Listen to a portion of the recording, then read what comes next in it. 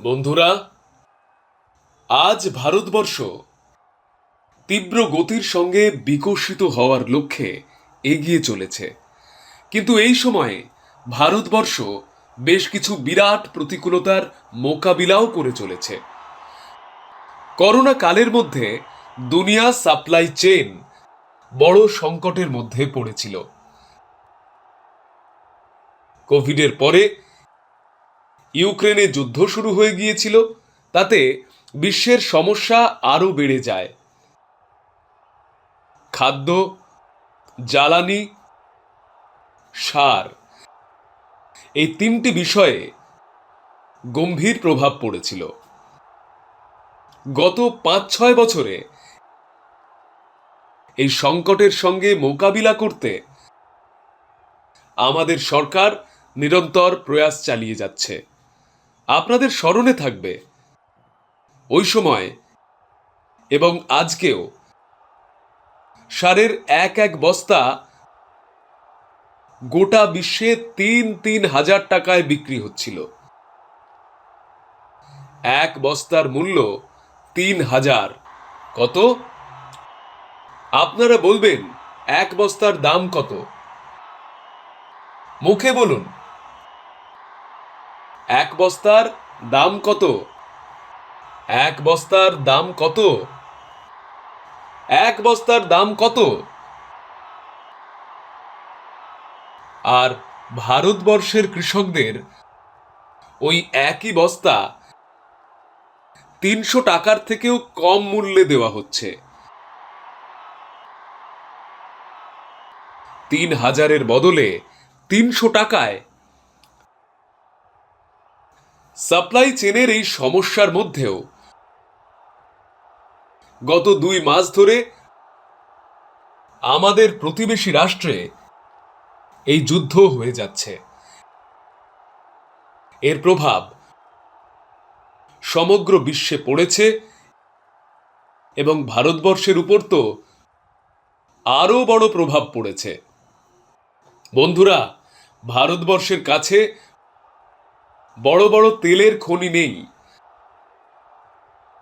আমাদের প্রয়োজনের petrol, diesel, gas এইসব অনেক বেশি মাত্রায় বিশ্বের অন্য দেশ থেকে আমদানি করতে হয়। যুদ্ধের জন্য পুরো বিশ্বে পেট্রোল, ডিজেল, গ্যাস, সারের মূল্য অনেক বেশি বৃদ্ধি পেয়েছে, আকাশ ছুঁয়ে গেছে। বাইরে প্রতিবেশী দেশগুলিতে কি অবস্থা তার খবর তো সংবাদপত্রে পাওয়াই যায়। ভারত সরকার এই যুদ্ধের আবহে গত ২ মাস ধরে দেশবাসীকে এই সংকট থেকে বাঁচাতে লাগাতার প্রয়াস চালিয়ে যাচ্ছে। নাগরিকদের উপর যাতে বেশি চাপ না তৈরি হয়, এই জন্য সরকার সমস্ত চাপ নিজের কাঁধে তুলে নিয়েছে। কিন্তু বন্ধুরা, যখন সাপ্লাই চেনের উপর সংকট লাগাতার তৈরি হয়, তখন আমরা যতই না উপায় করে নিই না কেন, সমস্যা বেড়েই চলে। এই জন্য দেশকে সর্বোপরি রেখে, মা ভারতীকে সর্বোপরি রেখে আমাদের ঐক্যবদ্ধ হয়ে লড়াই করতে হবে। আমাদের স্মরণে রাখতে হবে, দেশের জন্য মৃত্যুবরণ করাই শুধুমাত্র দেশভক্তি হয় না, দেশের জন্য বাঁচা এবং দেশের প্রতি নিজের কর্তব্য পালন, সেটিও দেশভক্তি হয়।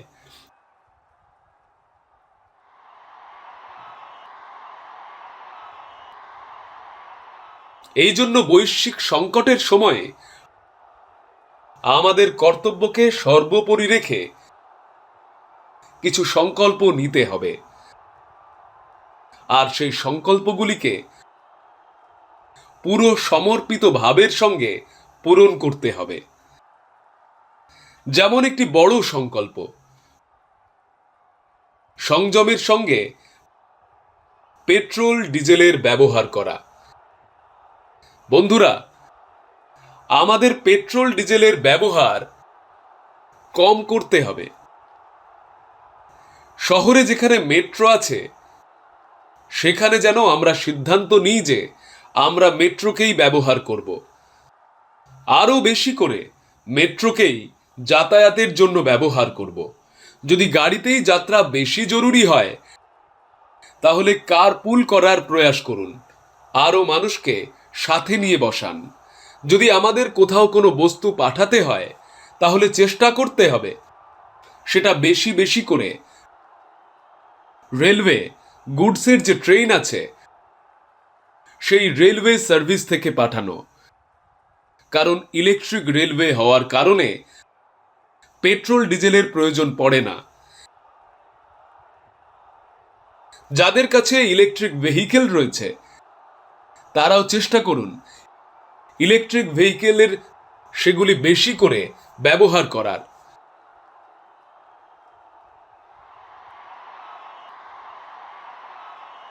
বন্ধুরা, আমরা করোনার সময়ে ওয়ার্ক ফ্রম হোমের, অনলাইন মিটিংয়ের, ভিডিও কনফারেন্সের এমন অনেক বিষয়ের ব্যবহার বিকশিত করেছিলাম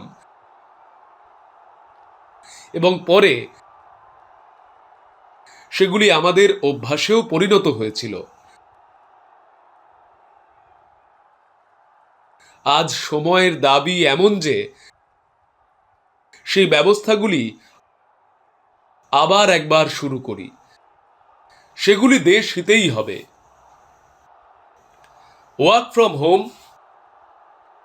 অনলাইন কনফারেন্সিং, ভার্চুয়াল মিটিং, এগুলিকে আমাদের আবার প্রাথমিকতা প্রদান করতে হবে। বন্ধুরা, আজ যে সংকট এসেছে তাতে আমাদের বিদেশি মুদ্রা বাঁচানোর উপরেও অনেক বেশি জোর দিতে হবে। কারণ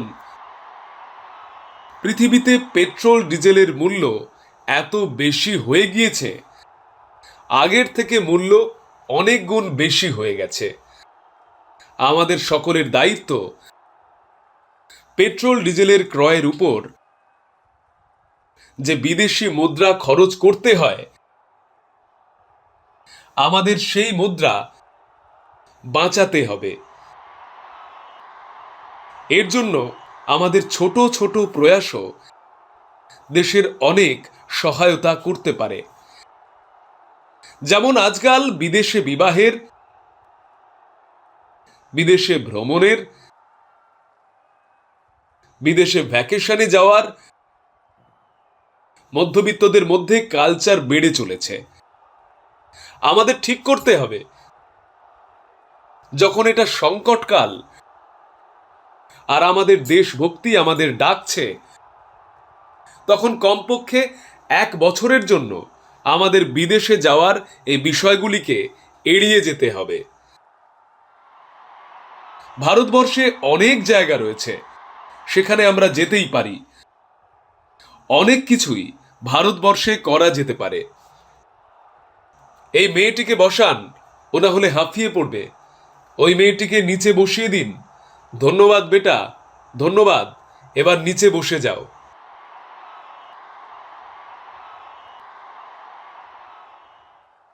আমি দেখে নিয়েছি বেটা, আমি দেখে নিয়েছি। এবার নিচে বসে পড়ো। ছোট বাচ্চাদের এমন করো না ভাই। বাচ্চাদের বসতে দিন, ওদের অসুবিধা করবেন না। বন্ধুরা, বিদেশি মুদ্রা বাঁচানোর জন্য আমাদের যে ব্যবস্থাই করতে পারি আমাদের বাঁচাতে হবে। বন্ধুরা, গোল্ড অর্থাৎ সোনার ক্রয় আরও একটি জায়গা যেখানে বিদেশি মুদ্রা খরচ বেশি হয়। এক সময় ছিল যখন সংকট এলে মানুষ দেশ হিতে সোনা দান করে দিতেন।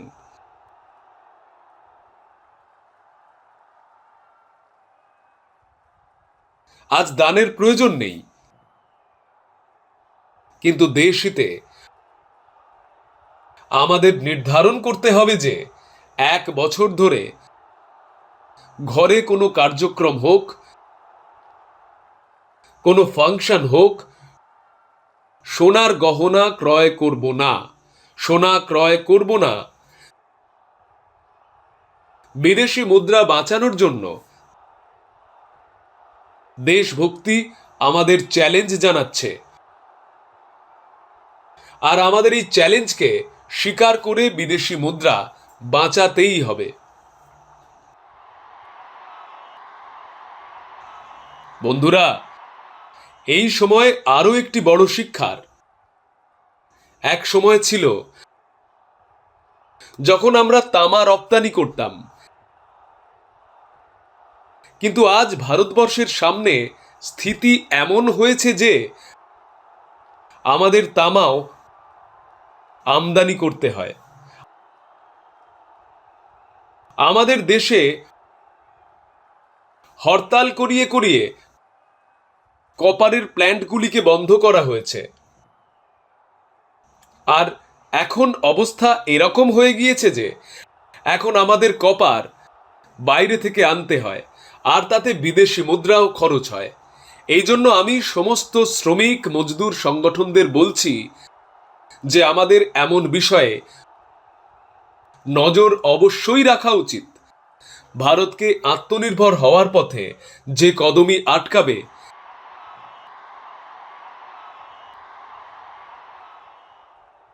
তাতে আমাদের দূরত্ব বৃদ্ধি করতে হবে। আর যে লোক এমন চক্রান্তের সঙ্গে যুক্ত, তাদের উপরও কড়া নজরদারি চালাতে হবে। আমি দেশের আদালতগুলিকেও আগ্রহ করছি যে এমন স্থিতি এলে দেশ হিতে আমাদের কোনো না কোনো রাস্তা খুঁজে বের করার জন্য এগিয়ে আসতে হবে। বন্ধুরা, এমনই ভোজ্য তেলেরও এটি তো আমদানির জন্য বড় মাত্রায় আমাদের বিদেশি মুদ্রা খরচ করতে হয়। প্রতিটি পরিবার যদি ভোজ্য তেলে রান্নার তেলের যে ব্যবহার করে সেটি যদি কিছুটা কমাতে পারে, আমি বারবার বলেছি 10% কম করো। যদি আমরা তেল খাওয়া কমাতে পারি না, সেটিও দেশভক্তির অনেক বড় কাজ। আপনি দেশ সেবায় যোগদান দিতে পারেন, আর এতে দেশ সেবাও হবে আর দেহের সেবাও হবে। এতে দেশের কোষাগারের স্বাস্থ্যেরও উন্নতি হবে, আবার পরিবারের সমস্ত সদস্যের স্বাস্থ্যও ভালো থাকবে।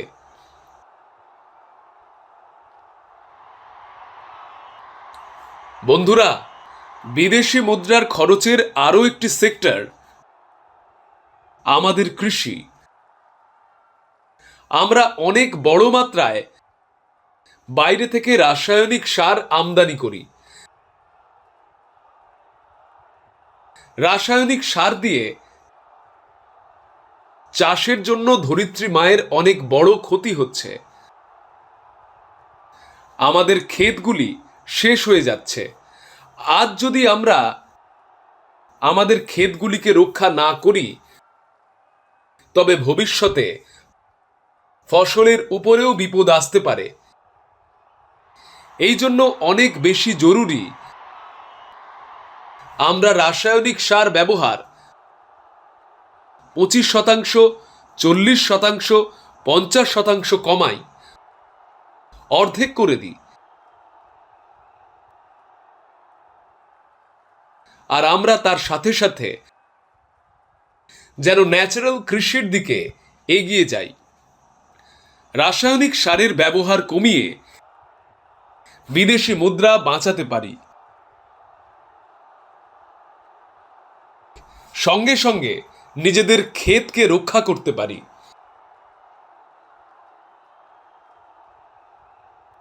আমাদের এই ধরিত্রী মাকেও বাঁচাতে পারি, আর এটা আমাদের করতেই হবে। আজ বৈশ্বিক সংকট থেকে যে চ্যালেঞ্জগুলি এসেছে শেষ করতেই হবে। বন্ধুরা, ভারত সরকার ক্ষেতগুলিতে ডিজেল পাম্পের জায়গায় সোলার পাম্পের প্রকল্প চালাচ্ছে। আমরা ক্ষেতগুলিতে ডিজেল পাম্পের জায়গায় সোলার পাম্পের ব্যবহারের জন্য জোর দিতে হবে। আমি কোভিডের সময়ও অনুরোধ করেছিলাম যেন আমরা স্থানীয় বস্তু ক্রয় করি, ভোকাল ফর লোকালের মন্ত্রকে নিয়ে চলি। আমরা মেড ইন ইন্ডিয়া বস্তু কিনেও বিদেশি মুদ্রা বাঁচাতে পারি। আর আমাদের দেশে স্থানীয় উৎপাদনের কোনো কমতি নেই।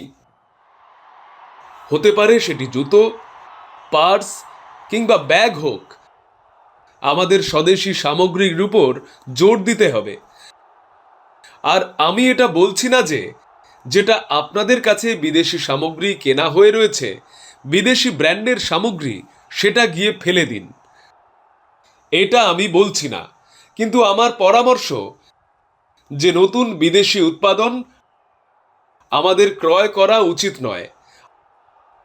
আর সত্যি কয়েকবার আমাদের আন্দাজও হয় না আমাদের প্রতিদিনের ব্যবহারের কত সামগ্রী বিদেশি, যেটা আমরা এমনি ব্যবহার করে চলেছি। আর বন্ধুরা, আমি যখন কথা বলি স্বদেশীর, তখন মানুষের মনে হয় দীপাবলির প্রদীপ কিনুন, তাহলেই সেটা স্বদেশীর হয়ে গেল। এটা তো ভ্রম তৈরি করার মতো কথা। এভাবে সফলতা পাওয়া যায় না। আমাদের ঘরে ব্যবহারের সামগ্রীগুলির তালিকা তৈরি করতে হবে।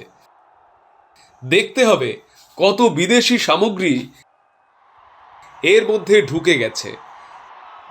যেমন সে কাঁচি হোক, চিরুনি হোক, ছোট ছোট বস্তু যেমন টুথপিক, টুথব্রাশ, এমন কত কিছু বস্তু বিদেশ থেকে আমাদের ঘরে প্রবেশ করেছে। তারপর সেই তালিকা থেকে আমাদের অতি দ্রুত স্বদেশীতে পরিবর্তিত হতে হবে। বন্ধুরা, এই কথাগুলি শুধু একটি সরকার, একটি দল, একটি ব্যক্তির নয়। এটা বিজেপিরও বিষয় নয়, এটা দেশের বিষয়। তাই এর জন্য সমস্ত নাগরিক, সমস্ত রাজনৈতিক দল, সমস্ত সরকার, সমস্ত সমাজ, সমস্ত সংগঠনকে সংকল্পবদ্ধ হতে হবে। আমি সংবাদ মাধ্যমের বন্ধুদেরও এগিয়ে আসার জন্য আগ্রহ করছি। আসুন, দেশভক্তির ভাব জাগ্রত করুন। আর দেশকে যে বৈশ্বিক সংকট চলছে, দেশ সেই সংকটের লাভ নিক, পরিস্থিতির উপর সওয়ার হয়ে যাক, এমন বাতাবরণ তৈরির জন্য আমাদের যোগদান দিতে হবে। আর তবেই আমাদের দেশ সফল হবে। এমন সংকল্প যে প্রতিটি নাগরিক যদি সততার সঙ্গে পালন করেন, তবেই ভারত সমস্ত সংকটে বিজয়ী হবে।